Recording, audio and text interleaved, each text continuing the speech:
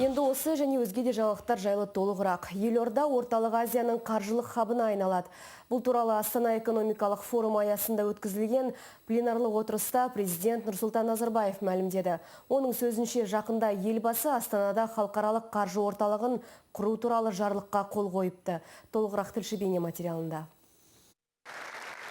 Астана экономикалық форумының екінші күні президент Назарбаевтың қатысуымен пленарлық отырыс өтті. Онда мемлекет басшысы аз уақыттың ішінде еліміз көптеген жетістікке қол жеткізді деді. Оның сөзінше Қазақстан 15 жылда Астана салып, соңғы жылдары кедейшілікті 20 есеге азайтқан. Мемлекет басшысы елді Астананы орталық Азияның қаржылық хабына айналдыру мақсатында тұрғанын айтты. Я подписал указ. Мен Экспо 2017 негізінде Астана халықаралық қаржы орталығын құру жөнінде жарлыққа қол қойдым. Экспо аяқталысымен барлық ғимараттар сол әлемдік қаржылық орталыққа беріледі. Біз Дубай орталығымен келіссөздер жүргіздік, және олардың заңнамаларын, экономикасын толықтай өзіміздегі орталыққа әкелеміз де келістік. Астана экономикалық орталығы Қазақстанның қаржылық инфрақұрылымының ядросын құрады, және кейін орталық Азияның қаржылық хабына айналады.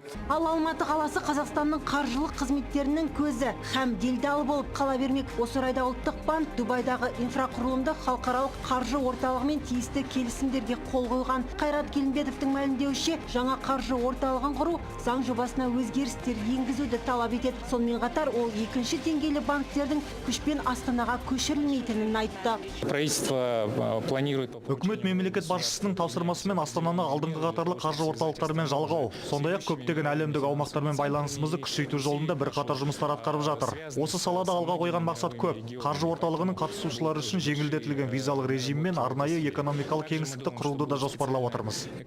Экономикалық форумға арнайы келген Люксембургтың премьер-министрі Ксавье Беттель де қатысқан еді. Ол екі ел арасындағы ынтымақтастық жыл сайын нығайып келе жатқанын хабарлады. Сонымен қатар Ксавье Беттель Люксембургтың Қазақстанға халықаралық инвестицияларды тартуға көмектесетінін айтты.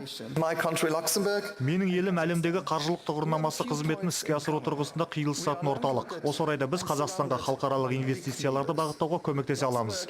Сондай-ақ елбасы экономиканың стагнациясына жол бермеуді басты қауіп ретінде атады. Ол кеңес дәуірі кезеңіндегі стереотиптерді жою керектігін, қазір еліміздің мұнай мен газ экспортынан тәуелсіз экономика құруға тырысып жатқанын жеткізді. Форум барысында Нұрсұлтан Назарбаев Азия мен Европаны жалғайтын еуразиялық трансқұрлықтық дәлізді құруды ұсынды. Гаухар Тұрсынбек, Ахмедияр Дулатұлы, Қазақ Ньюс, Астана.